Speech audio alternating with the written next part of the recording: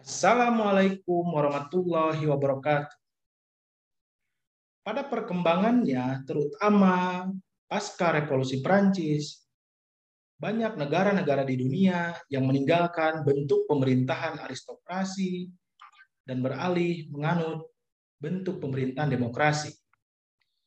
Demokrasi diartikan sebagai bentuk pemerintahan yang menempatkan rakyat sebagai sumber legitimasinya, di mana pemerintahan demokrasi dilaksanakan berdasarkan prinsip dari rakyat, oleh rakyat, dan untuk rakyat.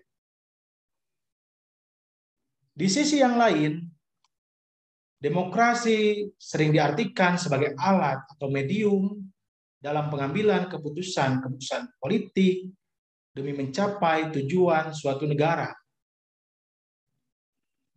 Namun, masih banyak negara-negara di dunia yang menganut pemerintahan demokrasi, akan tetapi belum sepenuhnya melaksanakan pemerintahan berdasarkan prinsip-prinsip demokrasi yang seharusnya. Sehingga prinsip-prinsip demokrasi hanya dijadikan sebagai aspek formalitas yang jauh daripada substansi demokrasi itu sendiri. Berangkat dari kondisi nyata kehidupan demokrasi yang belum mampu mengakomodir kepentingan rakyat secara menyeluruh, maka lahir sebuah pemikiran yang menghendaki adanya perluasan partisipasi warga negara dalam pelaksanaan demokrasi yang dikenal dengan teori demokrasi radikal. Demokrasi radikal adalah sebuah istilah yang dipopulerkan oleh Ernesto Laclau dan Chantal Mouffe, di mana teori tersebut berusaha menghidupkan kembali sentralitas kewarganegaraan, terutama dalam menyentuh partisipasi yang lebih luas dari warga negara di dalam pemerintahan. Di dalam konteks demokrasi, kehendak rakyat dapat disalurkan melalui institusi-institusi politik. Hanya saja kenyataannya banyak sekali saluran-saluran institusi politik yang tersumbat sehingga keputusan-keputusan politik yang diambil tidak mencerminkan kepentingan rakyat yang sesungguhnya.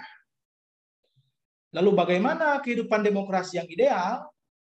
Kehidupan demokrasi yang ideal adalah suatu kondisi di mana prinsip-prinsip dan pilar demokrasi dapat dilaksanakan dengan baik.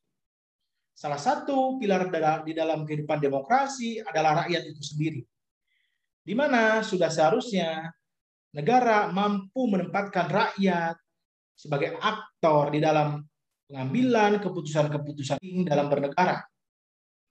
Oleh sebab itu, perlu adanya kajian yang lebih komprehensif dalam mendefinisikan kembali hakikat kewarganegaraan dalam kehidupan demokrasi yang sesungguhnya.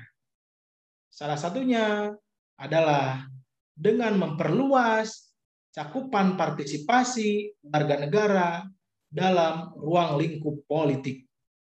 Terima kasih. Assalamualaikum warahmatullahi wabarakatuh.